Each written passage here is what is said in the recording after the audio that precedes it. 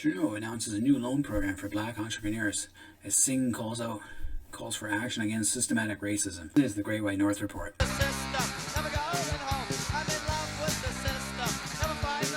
Prime Minister Trudeau announced a new loan program for black entrepreneurs, and he'll say there will be more to say on justice and police reforms, greater support for the black community. I just think he's pandering to the Black Lives Matter movement to get votes. I don't think he really cares that much. And as for Singh, he's just trying to get himself heard because he's a third place party and that's going nowhere. So he's also pandering, trying to get more votes.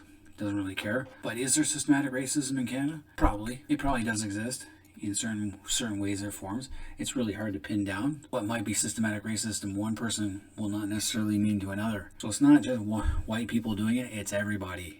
Everybody is racist to a point. And is the system necessarily racist? I can't say that it is. Everyone gets treated pretty fairly.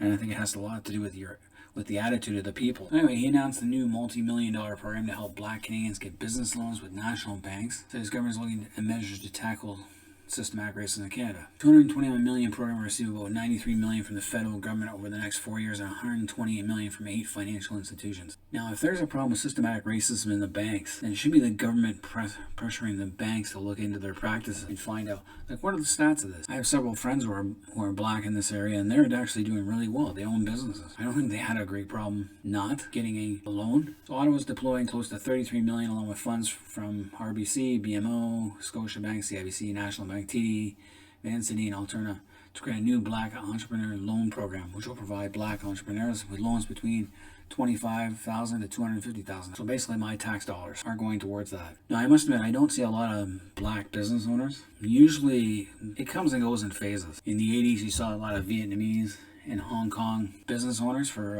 like little grocery stores and variety stores. You saw a lot of those. Then it was Korean, like mainland Chinese, and then people from India, Pakistan owning like variety stores and gas stations. Those kind of businesses, or even restaurants. I can't really recall seeing a lot of black business owners in my area. But then again, there's not that many blacks in this area. You gotta remember, they only represent 3.5% of the population. Filipinos represent 2.8% of the population. You don't see them bitching and complaining. So basically, $53 million from the government will go towards helping them access funding, capital, mentorship, financial planning services, and business training, with $6.5 million go to support collecting data on the state of black entrepreneurship in Canada. So we don't even have the data. We don't even know how if it's hard or not. Now, the black community has stated that the economic empowerment is an essential step toward breaking down those barriers and creating true success.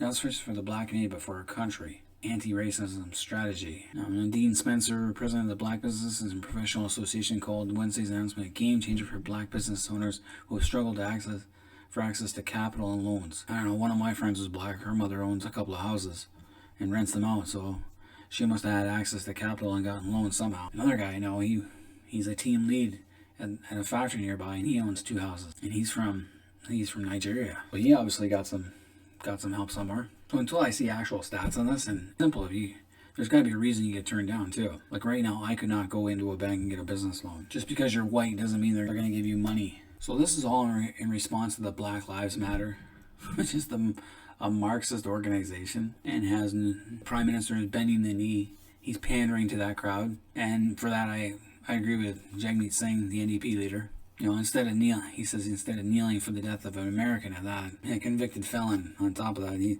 should have been making legislative changes. Government is not the way to do it. You have to start with the financial institutions. They have to want to change. I don't think for the most part our police are racist. That's a problem. Then get more minorities into the police forces in areas that have minority communities. So marginalized communities are waiting for systematic changes to policing in Canada, including a ban on the police practice of carding. So basically he's talking about big cities like Toronto. And a lot of that has to do with perception and attitudes. So anyway, Justice Minister David Lametti has been asked to examine possible reforms to the legal system. Employment Minister Cultural and Immigration Minister Marco Mendicino are looking at improvements to the temporary foreign worker program. Again, that's a dumb idea. You come down to my area, we have lots of temporary foreign workers from Mexico and the Caribbean. They come up every year. The ones from Mexico are the nicest guys you could ever meet. The ones from Jamaica are some of the rudest people. Like they're nice and friendly, but they can be very rude towards women. Their attitudes towards women are not the best. So the average total income I guess Stats Canada did keep track of this. Blacks are more likely to make less money. And I think that has to do a lot with the attitudes, especially in places like Toronto. I know I have many black friends and they're very successful. Unemployment rate. It says the black population is 12.5% of them, of the black population has unemployment. Again, if you're living in Toronto, that's not a surprise. And the fact that some kids don't want to work jobs. You got a huge crime rate in Toronto. And unfortunately, there's a lot of gang violence there. Now, that says that some racialized groups are seen as more productive, harder working, and smarter, a good minority. Well, in a sense, yes. Like I mentioned, Filipinos are very hardworking, and they don't complain. I don't believe teachers treat black children any differently than their peers. Look, that I've seen. My kids go to school. They have friends who are black. They don't see anything different in the schools because I've asked them. They struggle to integrate. Well, it depends. Like, are we talking new immigrants, or are we talking ones that have been here they've grew up here? With this one, the low income status and the achieving a higher education, it has to start with attitudes and wanting to do something. If you really want to do something, it is possible. Hope and expectation doesn't exist for the rest of the population. The expectations of higher education, that's up to them. That's called desire.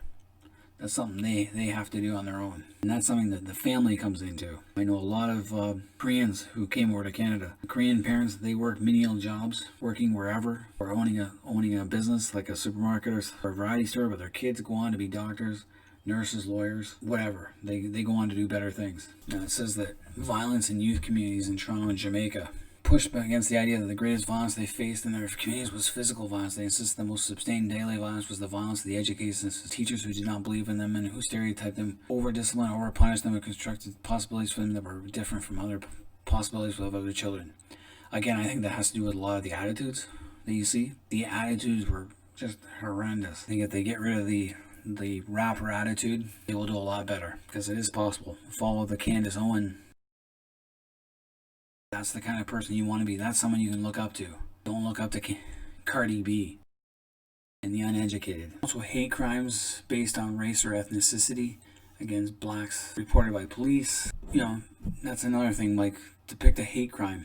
What's the description of a hate crime? These are like the Jewish community faces this all the time on their synagogues, in the cemeteries. Because I came from pretty much an all white area of Canada, and going to university where I was integrated with multiculturals, I found black people to be the hardest people to talk to, because you never know what's going to set them off. I believe they have the biggest chip on their shoulder. But then I went to Korea and I met some more and really nice guys. And like I said, I have several friends who are black, and there's no problems with that. I can talk to them normally, because it helps when they have the same education as me and the same values. They work in the same place, me and one of my friends do. But as I pointed out again, racism exists everywhere.